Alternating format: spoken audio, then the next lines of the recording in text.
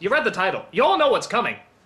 Oh! Nostalgia Critic, you are! Scrotum of existence. And you! Made some more fuck-ups. And I! Here to point them out. Hey, you're pretty good at this. Maybe I should be my own troll. No! All I would have left then is leaving comments on YouTube. That's where today's real philosophers are. Shall we gear up for part 3? Yes! This is the top 11 Nostalgia Critic fuck-ups part 3, Revenge of the Shit. Wouldn't that technically be Return of the Jedi? No! How come everybody always makes that mistake? Return of the Jedi is part 6, Revenge of the Sith is part 3. Just because it came out 6 doesn't mean that Oh God, just get on with it! Everything you know is wrong. Black is white, up is down, and short is long. And everything you thought was just so important doesn't matter. Everything you know is wrong. Just forget the words and sing along. All you need to understand. Number 11. Everything you know is wrong. your countless Disney Simber fuck-ups. Okay, I'm going a little bit out of character here just to talk about the few mistakes I made in Disney Semper. Granted, most of it's nitpicking, but that's why we're here. I'll go through the ones that were brought up the most. In my Aristocats review, I say that the butler is going to inherit the cat and he wants to get rid of them because he hates cats. Well, technically that's true, except I forgot to mention that the cats were going to inherit all the riches. And once they're out of the picture, the butler will inherit the money. Okay, does that really make the film any stronger? I guess it gives him more reason to kill them, but who leaves money to cats? It's still stupid! Next is, in both Rescuer movies, I say that Miss Bianca is played by Zsa Zsa Gabor, when actually it was her sister, Ava Gabor. Honestly, I'm just impressed that my fanbase knew who either of these women were. I must have more Green Acres fans than I thought. Another is that I say the friends in a Goofy movie are going to a concert when really they were just watching it at home. It was just Max who said he was going to appear at the concert on TV. Again, a minor mess up. But the one that people really freaked out over was when I called the leopard in Tarzan a cheetah. Guess I never knew people were so feline savvy. But yes, that would make this kitty a leopard. It's a cat, it has spots, whatever. Again, minor mistake, but they're worth bringing up. Minor? How would you like it if I called these things a rabbit, a turtle, a good Super Bowl campaign? I wouldn't care. I would! All you need to understand. Number 10. Everything you know is wrong. Psychiatrists do have to go to medical school, you ass of an ox! I think most people knew what I meant by this, but it is still technically a fuck-up. What I was referring to in my Patch Adams review is that the character they were portraying would be much better learning to be a psychiatrist as opposed to a doctor who performed operations. But either way, you still gotta go to medical school. Which I reacted strangely to when I heard that he was in the movie. I didn't mean to indicate that psychiatrists aren't doctors, they still have to know the biological, psychological, and social aspects of a patient. That way they can tell if the problem is metabolic or psychiatric. I was referring more that a man who does nothing but act like Bozo the Jackass would be more fitted away from the sharp medical tools, unless they're being used to stab him. I'm also told that bedside manner wasn't at its best even back then, but I still have my doubts that the way these doctors talk was the norm. I mean, they were pretty much saying that all doctors back then were acting like that. And that just doesn't seem as logical. Wouldn't it make more sense if you're a nice doctor that you would get more patients, that they would want to come and see you, that they would prefer you over doctors who are mean? Did Patch Adams really come and transform this? I have my suspicions, but who am I to talk about a time period where I wasn't even a sperm yet? On the plus side, at least we don't have to put up with that horrible doctor bitch spasms again. Yeah, I bet you thought he was gonna come in and do something funny, but nope, I shot him. He's dead, he's right there, lying on the floor. I really should do something about that corpse. All you need to understand. Number 9. Everything you know is wrong. You shouldn't review Thomas the Tank Engine if you haven't seen the show! Okay, look, I made it very clear that I never saw this show. I was only reviewing the movie based on the fact that a lot of people wanted me to review it. And for the most part, people liked it. But to all those people saying I need to see the show before I judge the movie, I'm here to make jokes. Calm the fuck down. I've reviewed movies based on shows I haven't seen before, like the Pokemon movie, the Avengers, heck, even the original Star Trek shows I've barely seen, and I can still get through the movies okay. I'm just judging by what's given to me as a moviegoer. Maybe it is made only for people who watch the show, in which case, I get the feeling I would like the show even less. But sometimes part of the fun is not knowing about it and being really confused. That's what made a lot of people enjoy the Pokemon review. Now, if I said the show sucked despite the fact I never saw it, then I can understand getting angry. But when I openly acknowledge I've never seen it, I think it just makes for funnier moments when I don't know what's going on.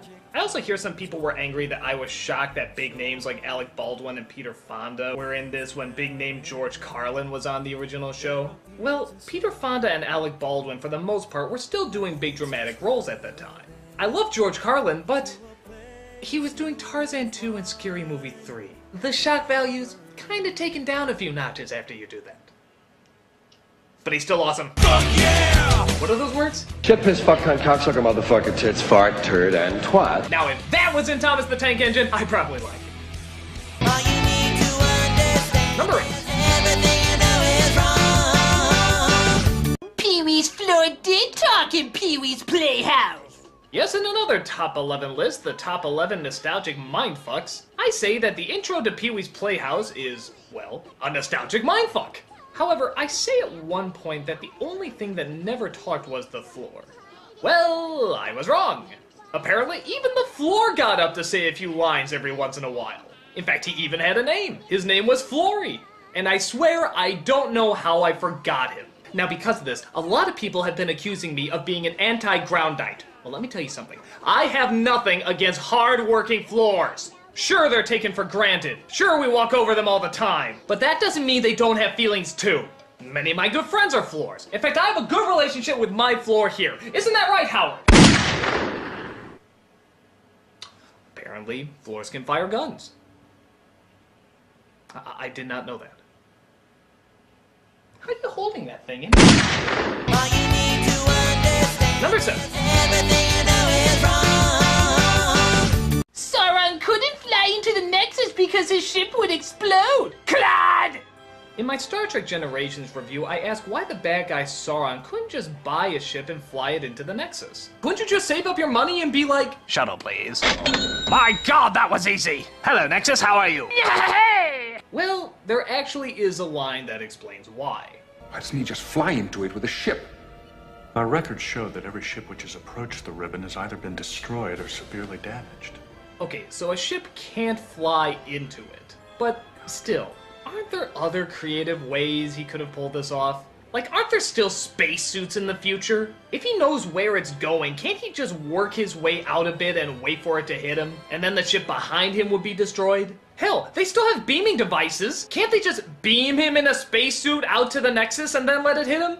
There just has to be easier ways. But, nevertheless, my theory of flying a ship into the Nexus technically doesn't work. Now, I know what you're thinking. Aren't there one or two other screw-ups in your Star Trek Insurrection review? There's a commentary. Boom! Go listen to it. Sorry about some of the audio issues. All you need to understand Number 6. everything you know is wrong. Dunstan's an ape, not a monkey. As you can probably tell right now, I'm not exactly an animal expert. I can't tell a cheetah from a leopard, and I can't tell a monkey from an ape. An orangutan, to be more specific. But to be honest, monkey just sounds funnier. I don't care if it's wrong, I'll still call him a monkey. I mean, think about it. Imagine if Planet of the Apes was replaced by Planet of the Monkeys. Wouldn't you be laughing your ass off at that title? Or imagine if the monkeys were called the apes. That's not nearly as likable. Whatever he is, he's still not funny! Sometimes the choice of words can determine whether or not you get a laugh. Lettuce, for example, is not funny. Cabbage is friggin' hilarious. Watch, lettuce. Cabbage. Fucking funny. And I know that monkeys and apes technically aren't the same thing, but again, lettuce, cabbage. Always works. Pretty basic, he's not a monkey. Next one. All you need to understand Number 5. everything you know is wrong. Tapping on the windows can hurt whales, you insensitive prickcock! Yeah, I'm finding out so much about animals today. In my Free Willy review, I point out that I don't really see the major problem in kids banging on the window of a whale's pen. But it turns out, because their sound is amplified, not only does it sound louder, but they can also interpret it as danger. It can cause stress, lower their immune system, and even kill them. Wow, where the hell was the whale lady on that one? I mean, she was like one of the caretakers, wasn't she? Shouldn't there be a sign, don't hit the glass like little idiots? I mean, I didn't know this. What makes them think that little kids would? Shouldn't there be a person down there or something making sure that people don't do this? I mean, kids do all sorts of stupid things. They watch this for crying out loud. But again, I can't blame the movie technically for this mistake. It's still my own. That is why you failed. Oh, come on, you didn't know that. Didn't I, though? Didn't I? No! Well, you're on the internet, and as we all know, all information from the internet is supposed to be right! You know, Douchey, it just hit me. Why don't you come on board as a fact checker? No! Why not? Because then I couldn't complain about it! Next scene. All you need to understand Number 4. everything you know is wrong. That's a pan, not a pot, you stupid... Stupid! So, on top of knowing little about animals, apparently I know little about cookware as well. In my Gordy review, I referred to a pan as being a pot. Honestly, I just always assumed they were kind of the same thing. But nope, one has a handle, the other doesn't. Pretty basic, and I'm aware I should know better. Just don't let Gordon Ramsay know I did this. Oh, come on. I'm sure a lot of this comes from spending less time in the kitchen and more time eating sugar-frosted burrito-stuffed Hot Pockets. Oh, I love those with the extra lard on the side. Yeah, I know, and the creamy butter taken from real liposuctions. And the side of oil that's found in most suntan lotions. Those are the best. They are the best. I love them. I love them too. I mean, oh! How dare we almost find something in common! Nothing too much to say about this one, except, honestly, I just need to spend more time around the stove. Well, maybe not too much. All you need to understand Number 3. everything you know is wrong. Your Let's Play of Bart's Nightmare. Need I sing more? Okay, a lot of people, I'm sure, want to see this as number 1. But really, when you get down to it, nothing technically or factually is wrong here. It just turned out to be a really bad video. But with that said, yeah, it's a pretty bad video.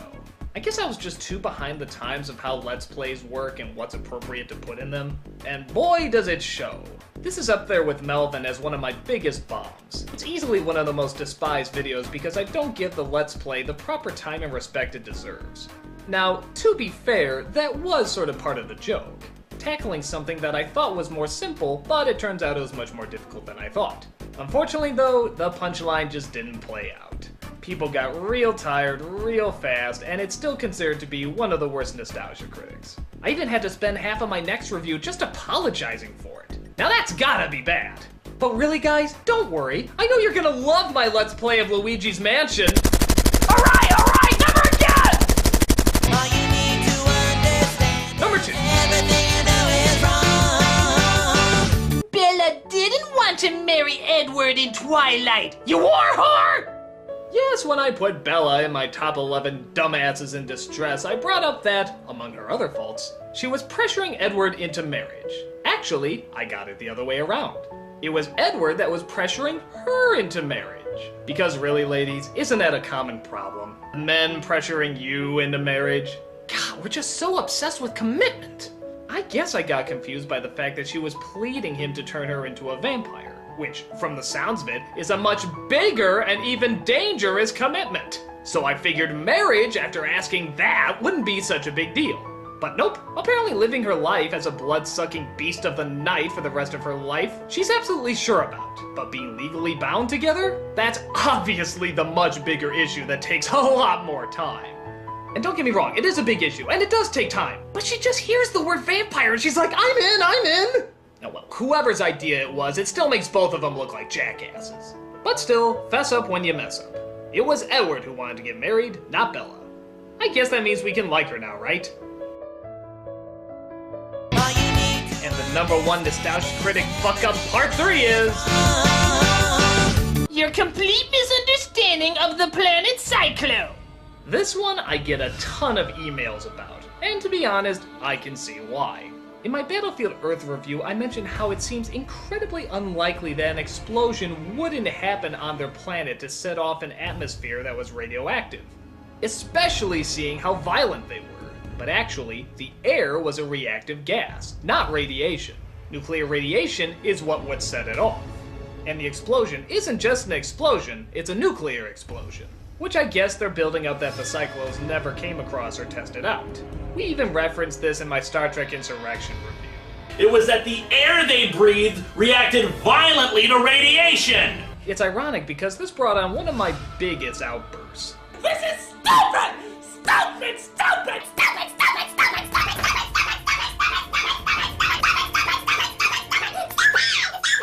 But in reality, it actually wasn't called for. So the facts about why the planet really blew up are actually, for the most part, totally legitimate.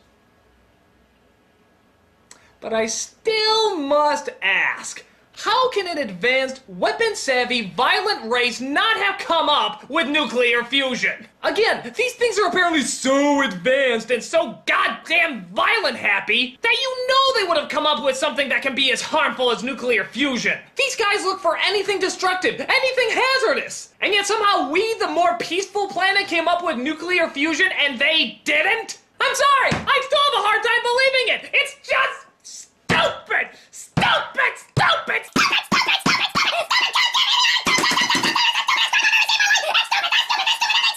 Forget it, Nostalgia Critic! You can't argue your way out of... Nostalgia Critic? Wow, this movie really did a number on you, didn't it? You know what? I'm just gonna leave him in his place. He's the Nostalgia Critic. He remembers it, so you didn't have to. Pray for him.